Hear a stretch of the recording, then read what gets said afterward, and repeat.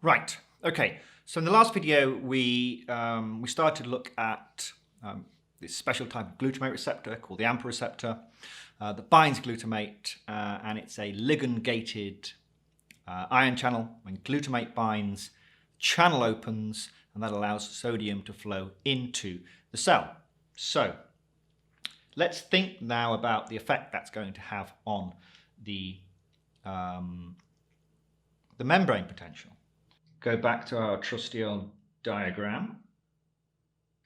So here is our diagram of membrane potential. Here is our 0 point.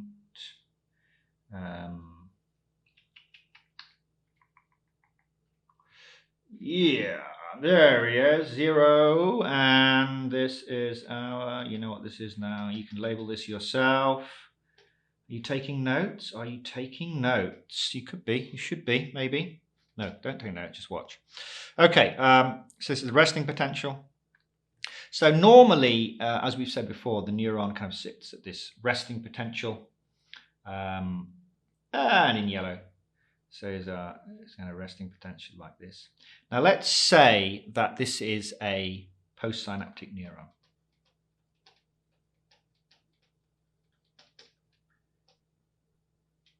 Right? So that means, so we've got I'll draw presynaptic. So we've got an axon here. Not a very good axon, but anyway, it's just released some glutamate here. And then in yellow, this is our postsynaptic dendrite. So we've got a dendrite here. Here's our synapse. And we've got our glutamate receptors, which I will do in red, which sit here on the membrane, and glutamate binds to those receptors and causes the sodium channels to open. Now, what's going to happen to the membrane potential of the neuron? Well, sodium ions are going to flow through the sodium channels, carrying their positive charge. And what's going to happen? Whilst the AMPA receptors, these channels are open, sodium ions flow inwards and they push the membrane potential upwards. They depolarize the membrane slightly. Now let's draw in something here. We've got, what is this? This is our threshold potential. Very important. Now, of course, the glutamate receptors channels will soon close again, and then everything will actually settle back down again. But whenever a postsynaptic neuron receives glutamate from the presynaptic neuron via the synaptic connection, you get this little bit of depolarization. And this has a very important name. It's called an excitatory postsynaptic potential. A very long name. We normally just shorten that to an EPSP, an excitatory postsynaptic potential. Why is it called an excitatory postsynaptic potential? Well, you have a little bit of depolarization of the membrane potential, which pushes the neuron closer to the threshold potential. Now, depending on the size of the EPSP, and they're not always exactly the same size, it does depend upon what's called the strength of the synapse, and that's something we'll come to in a later unit. It might be a small one like this, but of course it goes back to the resting potential when those channels close again. But if it's a big EPSP and it reaches the threshold, you know what happens. We get an action potential. So the neuron is receiving information in terms of glutamate, which triggers this excitatory postsynaptic potential by opening these glutamate channels and allowing sodium to flow inwards. So this is your EPSP.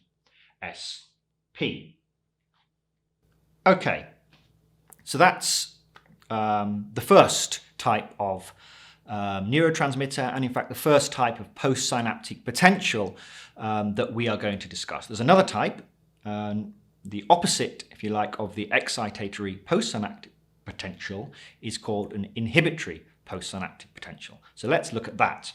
So let's go back actually to, let's clear that, and let's go back to our receptors. So we've looked now at, again, we're going to ignore this boy.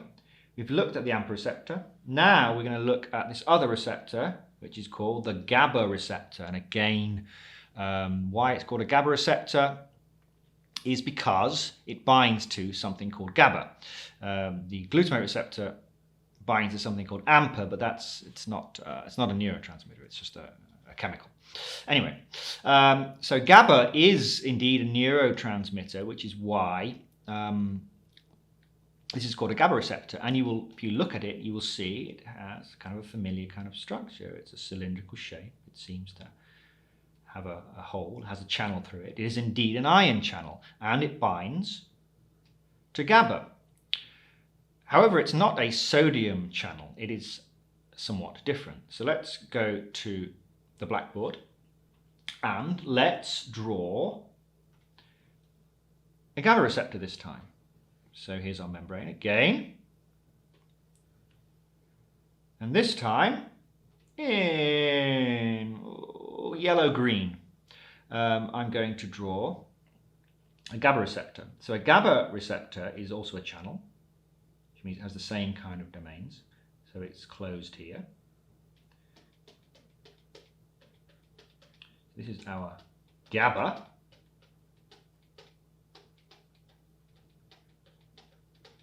Receptor. And it binds to GABA. I will draw GABA in, I think he should be, I feel like he should be blue. This is GABA. Here is GABA. GABA, GABA, GABA, GABA, GABA, GABA. And the GABA receptor, just like the glutamate receptor or the glutamate AMPA receptor, is a ligand-gated ion channel, except instead of binding. Instead of glutamate being the ligand, GABA is the ligand, so GABA binds. And when GABA binds, what happens? You should already know. I think it's going to happen. Yep. When GABA binds, the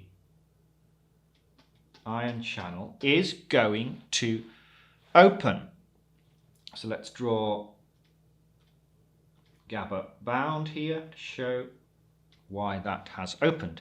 Now the GABA receptor ion channel is not sodium. It's not selective for sodium ions. It's actually selective for a different type of ion that we haven't really met yet, called the chloride ion. The chloride ion, of course, is Cl and carries a charge, but is not a positive charge, is a negative charge. Now, chloride, just like sodium, has a concentration gradient, and indeed, like sodium, there is a high concentration of chloride on the outside of the cell, and there is a low concentration of chloride on the inside of the cell. So what's going to happen when these GABA receptor channel opens? Yes, you guessed it, chloride is going to rush into the cell. Now, what effect is that going to have on the membrane potential? Well, you should already know. We'll clean this off. So again, yet again, we draw our potential diagram. Here he is. Zero. This is our good old. So resting potential, and what's this? Yes, of course. This is our threshold potential. Now, again, we will have a presynaptic, I'm not going to color code it this time, presynaptic neuron and a postsynaptic neuron. Now this time, our presynaptic neuron is not releasing glutamate. It's a different type of neuron that releases GABA. So it is a GABA neuron, a GABAergic neuron. So you have GABA receptors here, and this neuron is releasing GABA. So what happens now when the GABA diffuses across the synaptic cleft and binds to GABA receptors on the postsynaptic membrane? Well, we're going to wait. So the membrane potential of the neuron, again, it sits at its resting potential. Then let's say it receives some hit of GABA, let's say around here. What's going to happen to the membrane potential? Well, chloride is going to flow through these open GABA channels, and chloride carries negative charge, and thus it is going to push the membrane potential not in this direction, not upwards. It's not going to depolarize it, but it's going to push the membrane potential down. It's going to hyperpolarize the membrane. Just as long as those GABA channels are open, and then it will return to the baseline again. So what has happened there? Well, we seem to have a change in the membrane potential, and this one is not called an excitatory, it's not an EPSP, it is called an IPSP. It's a postsynaptic potential, but it is inhibitory. It's inhibiting the neuron. Why is it inhibiting the neuron? Well, it's taking the membrane potential even further from the threshold potential, which makes it even more difficult for that neuron membrane potential to reach the threshold and fire an action potential. So this is your IPSP. And you should see now that we have two types of postsynaptic potential that are fighting against each other. So here I could draw one over here like this. Obviously they can't happen at the same time like that exactly. Well, they can actually, but anyway. This is an EPSP, which we've met, which is when glutamate is received by the postsynaptic membrane, binds the glutamate receptors, causes sodium ions to rush into the cell, and the IPSP is when GABA is released by a presynaptic neuron, causing chloride channels to open, these GABA ligand-gated ion channels, causing chloride to enter the cell, which pushes the membrane potential downwards, or hyperpolarizes, should I say, pushes the membrane potential further away from the threshold potential. Okay, so we now have our two postsynaptic potentials, the two major effects that a neurotransmitter can have on the postsynaptic membrane. The excitatory postsynaptic potential, which pushes the membrane potential towards the threshold, making it more likely perhaps that it will reach the threshold and fire an action potential, or an inhibitory postsynaptic potential, which pushes the membrane potential, hyperpolarizes the membrane, pushes the membrane, pulls the membrane potential, pushes the membrane potential, whatever, further away from the threshold. So let's have a look at these now just to crystallize this principle. So here on the left, we have our presynaptic neuron. And on the right, we have our postsynaptic neuron. And the presynaptic neuron releases an action potential, fires an action potential, which travels to the synaptic bouton, triggers the release of a neurotransmitter from here. So this is a neurotransmitter, of course, NT.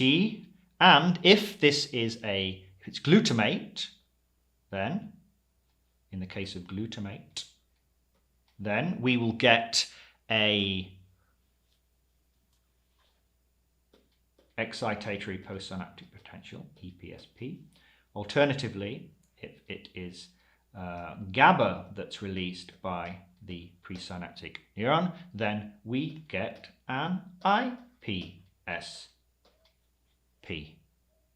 Jolly good. Okay, so let's sit back a little bit and think about what a neuron is doing. So a neuron is sitting there all the time, of course, and it might be firing action potentials, it might be sitting there quietly, and unless it's kind of an isolated neuron in a petri dish or petri dish, it will be connected to other neurons with synapses. And a single neuron might, via its dendritic tree, might be connected or might be receiving information from perhaps sometimes up to thousands of other neurons. So the synaptic boutons are connecting to the dendritic tree of this neuron. So all the time, a neuron is going to be receiving information from large numbers of other neurons via its synaptic connections.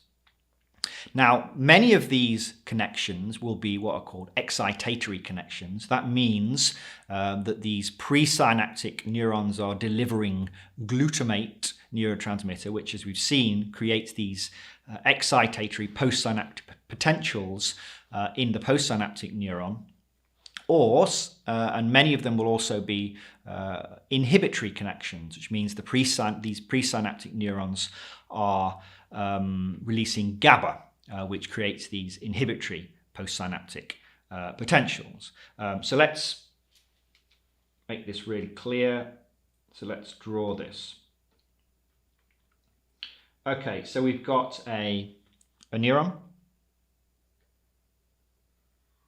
here, simple neuron. Here's its axon, and here is the synaptic bouton, and we have dendrites.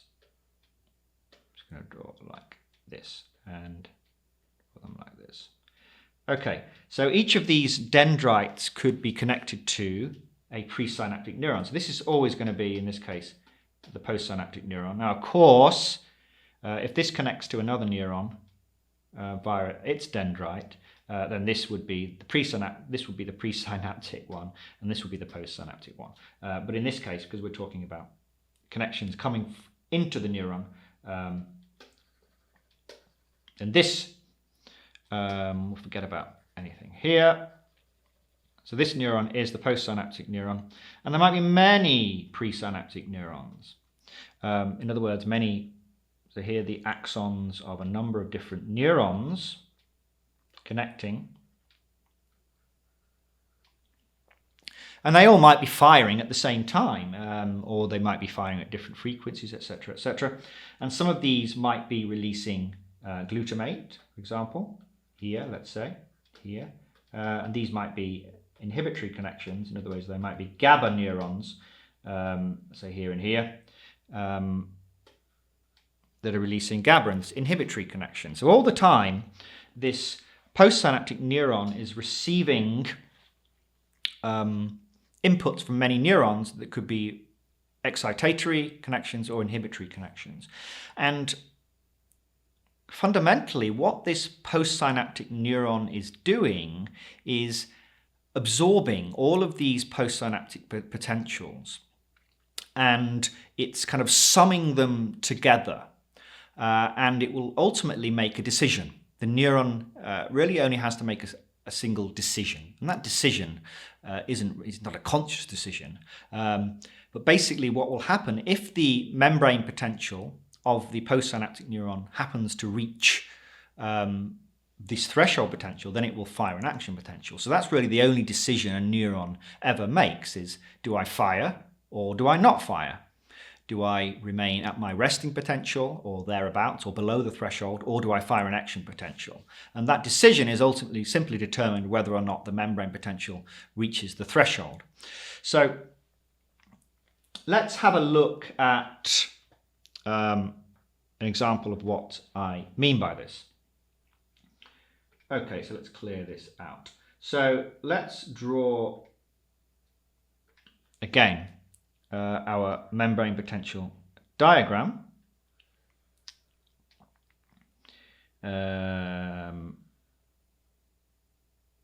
Everything as it was.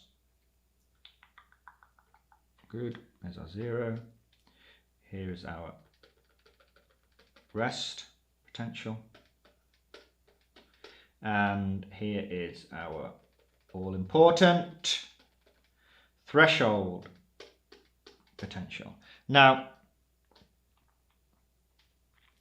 when the neuron is not receiving any information, it's not receiving any neurotransmitter from presynaptic neurons, the membrane potential is going to remain fairly stable. Now, let's say it receives an excitatory postsynaptic potential. So it receives input via its dendrites from an excitatory presynaptic neuron. The membrane potential goes up like this. Then let's say it receives an inhibitory, and it goes like this. Another inhibitory. Excitatory, right? So you have these EPSPs. And if you look at the membrane potential as an IPSP of a neuron over time, you'll see that it goes up and down. It's always receiving information. Now, here's a question. Let me clear this up a bit.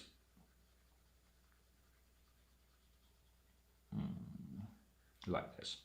Okay, so let's draw back our resting potential, like this.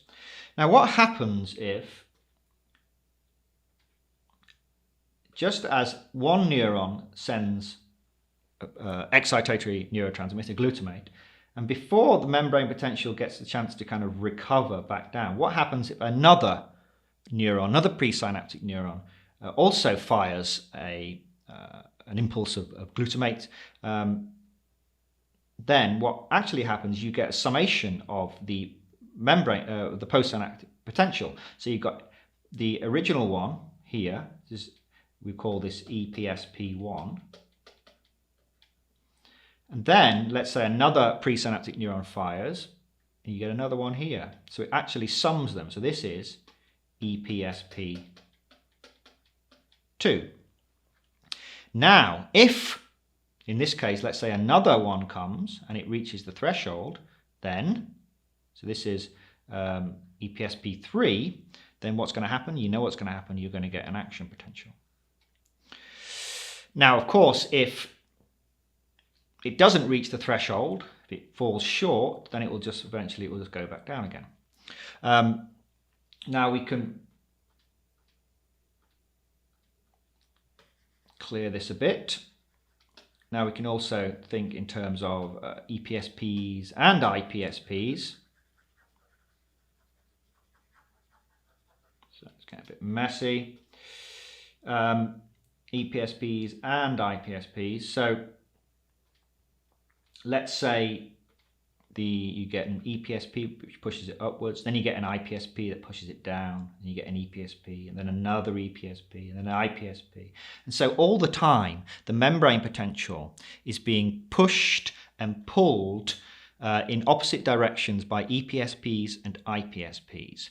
And essentially what the postsynaptic neuron is doing is essentially doing a computation. It's summing all of these EPSPs and IPSPs. And if their sum makes it to the threshold potential, then you get your action potential. So this principle of summation of postsynaptic potentials, with EPSPs pushing depolarizing the membrane and IPSPs hyperpolarizing the membrane. This principle of summation is basically how a neuron computes. It's receiving all of these inputs, and based upon the sum of these inputs, the sum of these postsynaptic potentials, the neuron decides whether to remain quiet or to fire an action potential. And that decision, as I've said, is simply based upon whether the sum of these postsynaptic potentials, EPSPs and IPSPs, reaches the threshold or not.